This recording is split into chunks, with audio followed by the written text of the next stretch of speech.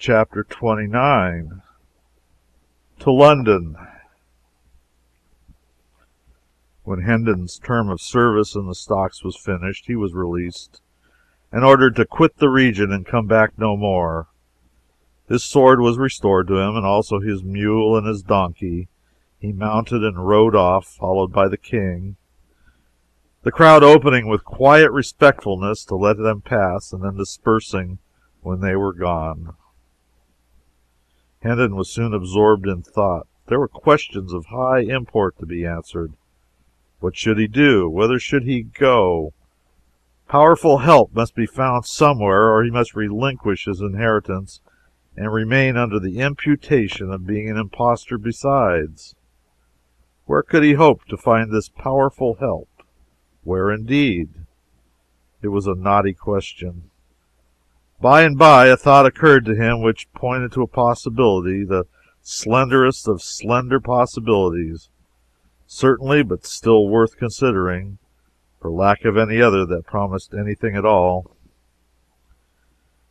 He remembered what old Andrews had said about the young king's goodness and his generous championship of the wronged and unfortunate. Why not go and try to get speech of him and beg for justice? Ah, yes, but could so fantastic a pauper get admission to the august presence of a monarch?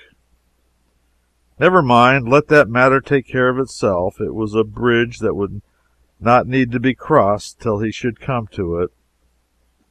He was an old campaigner and used to inventing shifts and expedients. No doubt he would be able to find a way. Yes, he would strike for the capital. Maybe his father's old friend, Sir Humphrey Marlowe, would help him.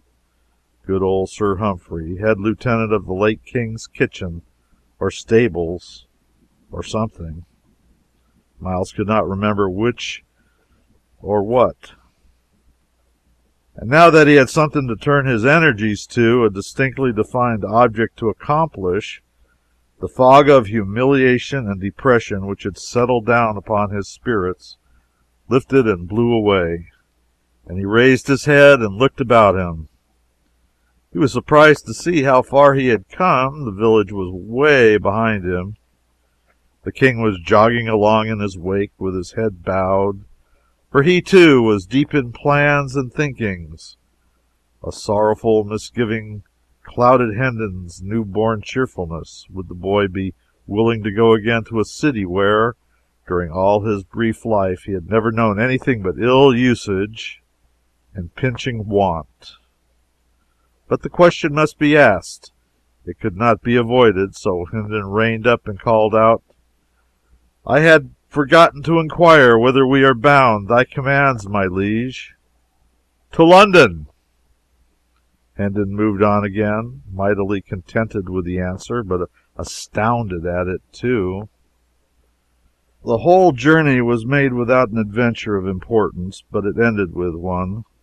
About 10 o'clock on the night of the 19th of February, they stepped upon London Bridge, and in the midst of a writhing, struggling jam of howling and hurrahing people, whose beer-jolly faces stood out strongly in the glare from manifold torches, and at that instant the decaying head of some former duke or other grandee tumbled down between them, striking Hendon on the elbow, and then bouncing off among the hurrying confusion of feet.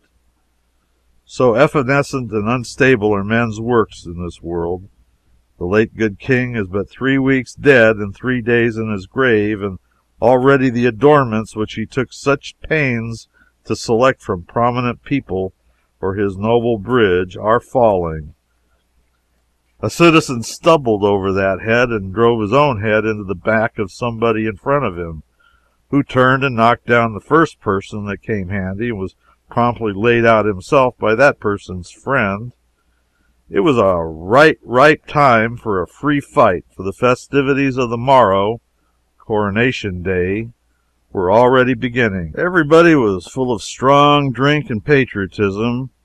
Within 5 minutes the free fight was occupying a good deal of ground. Within 10 or 12 it covered an acre or so and was become a riot. By this time Hendon and the King were hopelessly separated from each other, and lost in the rush and turmoil of the roaring masses of humanity. And so we leave them.